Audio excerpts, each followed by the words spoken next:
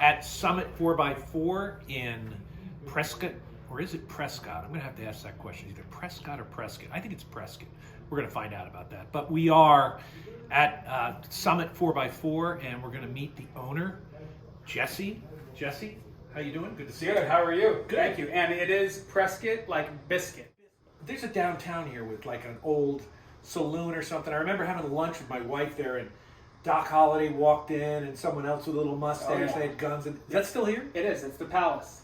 Wow. Yep. There's a lot of history on Whiskey Row down there. That bar, little side note is they took that bar out during the big fire that burnt down Whiskey Row. They took the bar out, put it out on the courthouse, continued serving alcohol while the whole Whiskey Row was burning down, and that bar was put back into the Palace. Only in Prescott. Only That's in it. Prescott. Yep. So Jesse Wassel, like fossil. Wassel like fossil. Yeah. There you Anyway, go. I'm so glad to be here. I've been driving along, as I said, outside with a whistle that I cannot figure out. And I asked my friends back in New Jersey. I left from Pennsylvania about 10 days ago, and I'm like, hey, I'm out here in the middle of nowhere. Who do I go to? You're the only shop they mentioned. So Jim at OK Four Wheel Drive says hello. Thank you, Jim. And we're here now to figure this out. But before we're going to go out in the shop and see what they're doing back there. But let's talk a little bit about the business. Okay. Tell me when you started, what the company's all about. Awesome. So my brother and I originally started Summit 4x4 Company. It really came from the passion of off-road and with people and with community. I grew up around off-road rigs and Jeeps and CJs and first-gen 4Runners, and I love the outdoors, off-roading, being out camping, that kind of stuff. So it really, that passion just came natural, to be able to kind of start this business and get going. And originally we started kind of just selling some takeoff parts. And then, the people that were purchasing those parts were asking, hey, can you guys install them as well? And so we started doing some installation, and it kind of just really started growing from there. The community supported us amazingly, and, now we're in 2 locations, and we've got 22 people here. And so now we're at a point where we love being able to give back as well. So we do community outreaches, events, fundraisers. Now you're outside of a major market. You're about an hour and a half out of Phoenix. Do people come from Phoenix and or your customers come from all over the place? Are they local? Yeah, we get people from Phoenix, from Flagstaff, Sedona. We've even had them come over from California as well.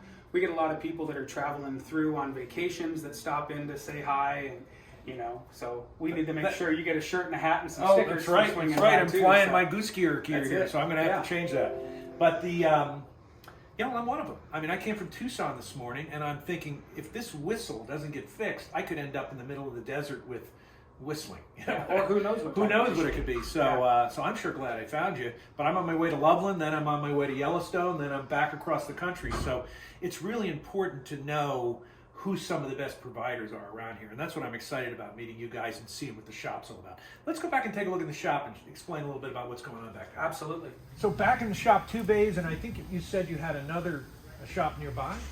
Yeah, so we've got our main shop that started really here in the community is off of Sheldon Street. It's a small little gas station from the late 40s, 2 small bays over there. We ended up putting a couple outdoor bays on as we started to grow. We have 2 2-post racks, an alignment rack, our wheel and tire machine, and then we actually have 2 more bays outside as well. This is sweet looking.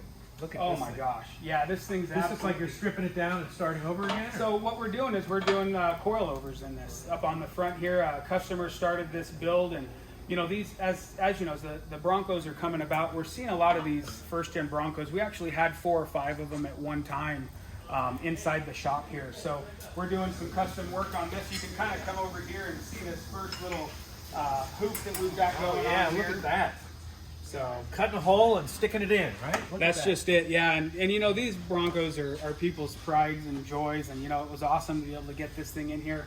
The customer actually grabbed me at a local event and said, "Man, you guys are the only ones that I'm letting touch this thing." So you built trust. So absolutely. That's to me, it's confidence in our crew. You know what I mean? It's a fantastic thing when the community will bring projects like this, to us. So. Do you find that a lot of people trying to get in this business will maybe ask you for advice? Do you meet other people in the industry when you're out and about? We do, yeah. And I think for us, not only is this industry as far as our customer base, relationship based, but shop owner based as well. We have, I'll call another shop if we're stuck on something or need a product that we can't get, and vice versa, they do the same thing. It is about that relationship and community.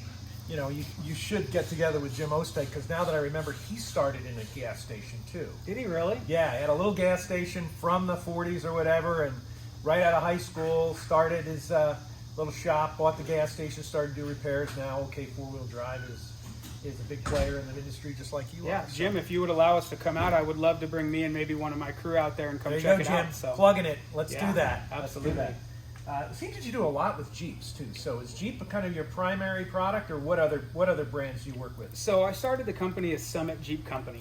We ended up getting rid of the Jeep out of our name. We had it for probably about a year and a half. So the community got to know us as Summit Jeep Company.